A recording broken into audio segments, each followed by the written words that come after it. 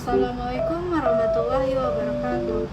Hai, perkenalkan nama saya Cynthia Rahmadani dengan NIM 22136033 dari Prodi Geografi MK. Ini adalah tugas studi masyarakat Indonesia mengenai peluang dan tantangan Indonesia Emas pada tahun 2045. Nah, di sini saya akan menjelaskan terlebih dahulu mengenai peluang Indonesia Emas pada tahun 2045.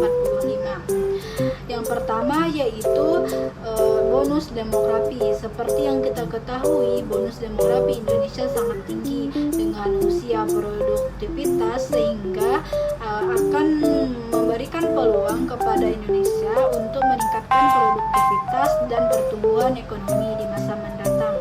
Yang kedua yaitu sumber daya alam yang melimpah. Seperti yang kita ketahui, Indonesia mempunyai sumber daya alam yang melimpah. Dengan sumber daya alam yang melimpah ini dapat dikelola dengan baik sehingga memberikan nilai jual yang tinggi dan pemasukan pendapatan bagi negara kita. Yang ketiga yaitu potensi pasar domestik yang besar. Dengan jumlah penduduk Indonesia yang banyak, maka akan membuka peluang Indonesia memiliki pasar domestik dengan produksi barang dan jasa. Keempat yaitu perkembangan teknologi.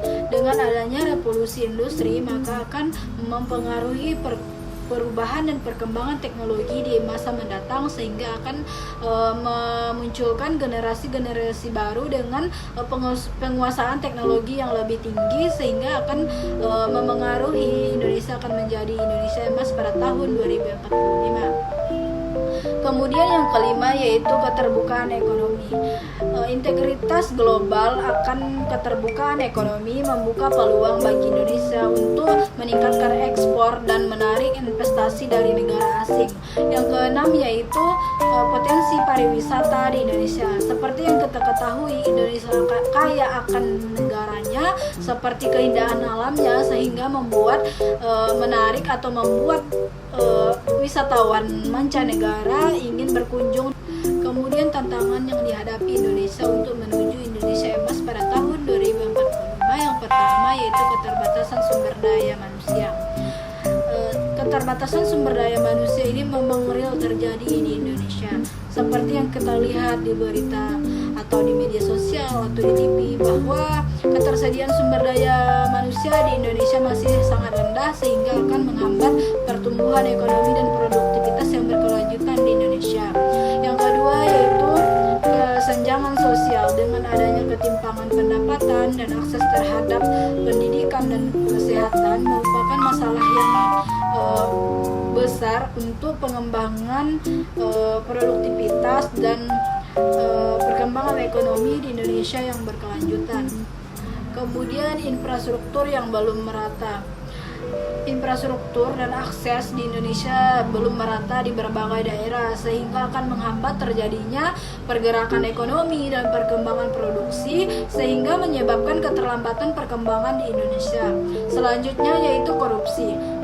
Korupsi ini merupakan praktik yang sangat merugikan bagi Indonesia seperti halnya kasus yang marak pada saat ini, banyak pejabat atau pejabat negara yang melakukan korupsi sehingga menghambat terjadinya pembangunan di Indonesia. Tantangan selanjutnya yaitu bencana alam.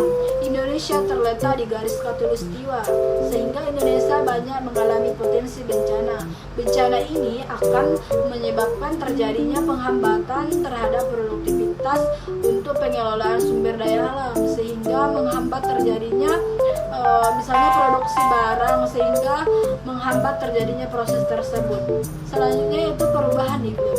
Perubahan iklim ini juga mempengaruhi sumber daya alam sehingga kurangnya potensi untuk meningkatkan produktivitas dan perekonomian yang berkelanjutan di Indonesia.